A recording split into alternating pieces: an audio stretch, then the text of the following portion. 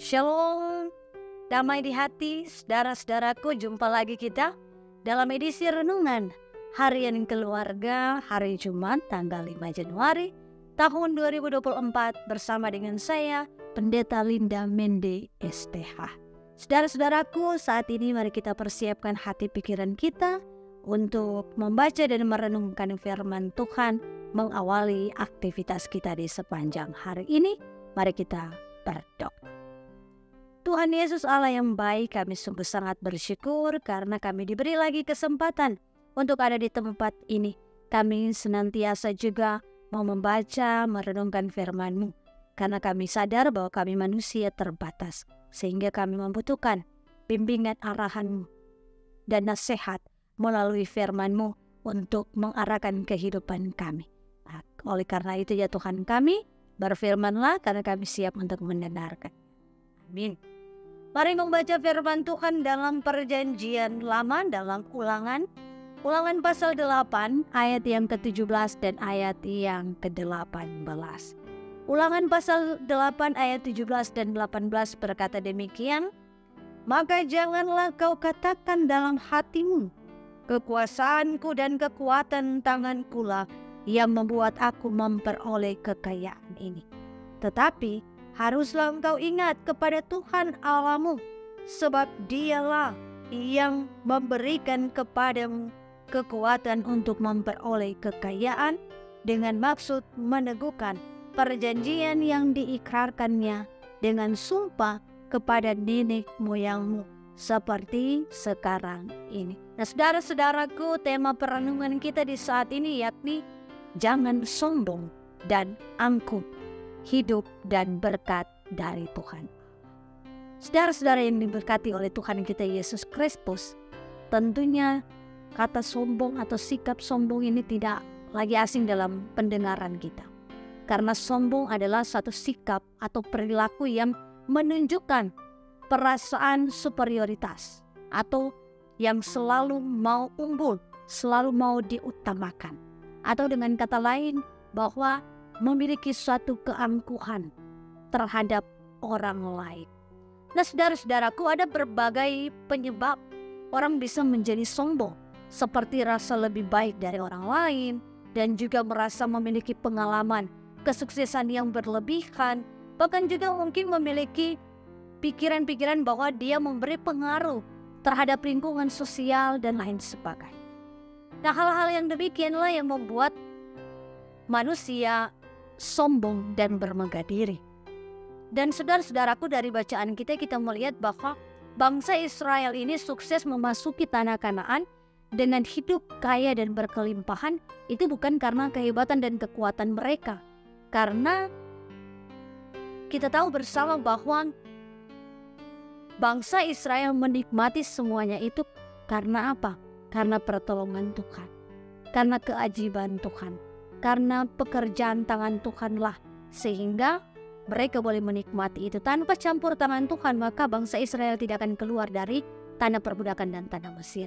Tanpa Tuhan yang menolong, tanpa Tuhan yang menuntun, tanpa Tuhan yang memberkati apa yang mereka kerjakan, tanpa Tuhan yang memberikan pengampunan kepada mereka dan membebaskan mereka daripada tanah perbudakan itu, maka bangsa Israel tidak akan memiliki kekayaan yang mereka miliki saat ini. Saudara-saudara yang diberkati oleh Tuhan kita Yesus Kristus, bangsa Israel diberikan Tuhan Allah berkat kekayaan untuk meneguhkan perjanjian yang diikrarkannya dengan sumpah kepada nenek moyang. Tuhan berjanji bahwa akan memberkati keturunan dari Abraham, memberkati keturunan daripada Daud, sehingga firman Tuhan di saat ini memperlihatkan kepada kita bahwa Allah memberkati bangsa Israel yang tadinya hidup dalam dosa, hidup dalam ketidaksetiaan dan ketidaktaatan, sehingga mereka mengalami pembuangan di tanah Mesir, di tanah perbudakan. Maka Allah memberikan mereka belas kasihan dengan membebaskan mereka dari tanah perbudakan, dan Allah menepati janjinya kepada Abraham dan juga kepada keturunan Daud bahwa Dia akan memberkati setiap keturunan mereka. Bacaan kita saat ini memperlihatkan kepada kita bahwa Tuhan Allah membuktikan bahwa Ia tidak pernah ingkar janji. Apa yang ditetapkannya, apa yang disampaikannya itu selalu ditepatinya. Nah, saudara-saudaraku, janji adalah komitmen dan kesepakatan yang mengandung hak dan kewajiban. Dan daripada inilah Tuhan menunjukkan kepada kita apa yang diikrarkan olehnya dalam janji. Tuhan Allah tetap setia akan janjinya walaupun umatnya sering tidak setia. Umatnya memberontak, tidak setia karena tegar tengkuk, tetapi Tuhan mengasihi mereka. Lagi firman Tuhan kepada Musa, telah kulihat bangsa ini dan sesungguhnya mereka adalah suatu bangsa yang tegar tengkuk. Itu terlihat dalam Keluaran 32 ayat yang ke-9. Mengapa Tuhan Allah tetap setia di tengah ketidaksetiaan umatnya? Ada dua hal pertama yang harus kita ingat. Yang pertama, karena Tuhan Allah penuh kasih karunia, berbelas kasihan. Dan yang kedua, karena doa permohonan. Jika aku telah mendapat kasih karunia di hadapanmu ya Tuhan, berjalanlah kiranya Tuhan di tengah-tengah kami. Sekalipun bangsa ini suatu bangsa yang tegar tengkuk, tetapi ampunilah kesalahan dan dosa kami. Ambillah kami menjadi milik-Mu. Itu disampaikan dalam Keluaran 34 ayat ke-9. Nah, saudara-saudara yang dikasihi dan diberkati Tuhan kita, Yesus Kristus. Dalam ayat yang ke-18 dikatakan, tetapi haruslah engkau ingat kepada Tuhan Allahmu. Di mana firman Tuhan melalui Nabi Musa mengingatkan kepada generasi muda bangsa Israel yang hendak memasuki tanah perjanjian, tanah Kanaan, bahwa mereka harus melakukan dengan setia kepada hukum Taurat dan kepada ketetapan-ketetapan dan peraturannya, agar mereka hidup sejahtera, bahagia, dan tentunya bertambah banyak, menjadi hebat dan tidak binasa. Semua manusia sering lupa, ya benar, karena manusia terbatas.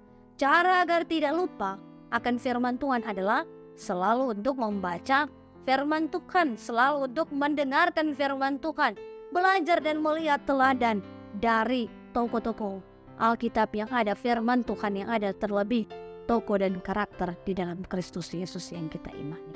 Saudara-saudaraku, jika kita hidup dalam firman, maka ingatlah bahwa janji Tuhan Allah tidak pernah gagal. Janji Tuhan Allah kepada kita, kepada saya dan saudara-saudara sebagai umatnya untuk memberi kekayaan jasmani dan rohani, itu dinyatakan di dalam Yesus Kristus. Aku datang supaya mereka mempunyai hidup dan mempunyainya dalam segala kelimpahan. Saudara-saudara yang dikasihi dan diberkati itu, berpeganglah terus kepada janji di dalam Yesus Kristus agar kita tidak kehilangan arah hidup dan tidak tersesat dan mudah diombang-ambingkan. Bahkan saudara-saudaraku, jangan sekali-kali kita sombong dan angkuh atas apa yang kita miliki, atas pencapaian-pencapaian yang ada dalam kehidupan kita. Jangan demikian. Buanglah jauh-jauh daripada kita kalau masih ada kesombongan diri, keangkuhan diri, agar supaya kehidupan kita pada damai. Dan lakukanlah hidup dengan penuh kerendahan hati. Rendahkanlah dirimu di bawah kaki salib Yesus Kristus yang memberi kepastian akan hidup yang diberkati dan diberkati Tuhan di dunia maupun di sorga. Tuhan Yesus memberkati kita sekalian. Amin. Mari berdoa. Bapa di dalam kerajaan sorga, terima kasih untuk segala berkat-Mu dalam kehidupan kami, berkat firman yang disampaikan kepada kami, firman yang mengingatkan kami, jangan sombong, jangan angkuh, karena segala yang kami miliki itu adalah berkat daripada Tuhan. Maka Tuhan Yesus mampukan kami untuk mengelola setiap berkat yang Tuhan anugerahkan bagi kami, sehingga berkat itu terus juga berlimpah-limpah bagi banyak orang dimanapun kami pergi dan berada. Maka Tuhan Yesus, Engkau memberkati kami untuk menjadi saksi-saksi Kristus yang hidup lewat kehidupan dan penghidupan pribadi dan keluarga kami. Ya Tuhan Allah Bapa kami, saat ini juga kami hendak berdoa untuk gereja-Mu, Gereja Masihi Injili di Minahasa, di dalamnya Jemaat Kami Maranatha Pas Selatan. Tuhan berkati perangkat pelayanan yang ada, para pendeta, para penatua, para diaken, bahkan juga komisi-komisi kerja, komisi-komisi BIPRA yang ada, bahkan pula semua yang memberi diri dalam kepelayanan lewat bakat talenta yang Tuhan telah karuniakan dalam kehidupan mereka. Tuhan pakai mereka, Tuhan berkati mereka, urapi kuasakan dengan kuasa kasih-Mu dalam kehidupan mereka, sehingga mereka boleh dipakai untuk kemuliaan nama-Mu. Ya Tuhan kami, ya Yesus Kristus, diberkati para talent-talent yang terus berupaya untuk menyampaikan firman Tuhan lewat perenungan harian keluarga yang ada. Tuhan pakai mereka untuk kemuliaan nama-Mu. Dan juga diberkati Tuhan tim multimedia yang terus memberi diri, memperjuangkan, bahkan juga membantu kelancaran akan kepelayanan melalui media digital ini. Tuhan berkati kehidupan mereka pribadi, bahkan juga Tuhan bukakan lapangan pekerjaan, Tuhan datangkan berkat dari kehidupan mereka. Tuhan sertai semuanya. Ya Tuhan kami, ya Yesus Kristus, Allah yang begitu baik. Kami juga senantiasa berdoa bagi seluruh anggota jemaat kami, dari bayi, balita, anak-anak, remaja, pemuda, Bapak Ibu sampai kepada orang tua kami. Kiranya kebersamaan dalam satu jemaat-Mu, kami boleh terus menopang satu sama lain, kami boleh menjadi berkat bagi satu sama lain, dan kami senantiasa boleh bertumbuh dan berbuah di dalam jemaat-Mu, di antara kami satu sama lain, dan kami terus jadi berkat bagi banyak orang. Mampukan kami, taruhkan hikmat bagi kami untuk menjalankan tanggung jawab yang berat ini. Tapi kami percaya ada penyertaan dan pertolongan Tuhan di dalamnya. Ya Tuhan kami, ya Yesus Kristus, Allah yang baik. Inilah doa, permohonan, dan ungkapan syukur kami yang kami bawa di dalam nama anak-Mu Yesus Kristus, Tuhan dan Juru Selamat kami berdoa. Amin. Saudara-saudaraku, demikianlah renungan harian keluarga di saat ini. Kiranya firman Tuhan terus bersama-sama dengan kita, mengingatkan kita dan mengarahkan kita. Dan sekali lagi firman Tuhan mengingatkan, jangan sombong, jangan angkuh, karena segala yang kita miliki itu datangnya hanya daripada Tuhan saja. Tuhan Yesus memberkati kita sekalian. Shalom, damai di hati.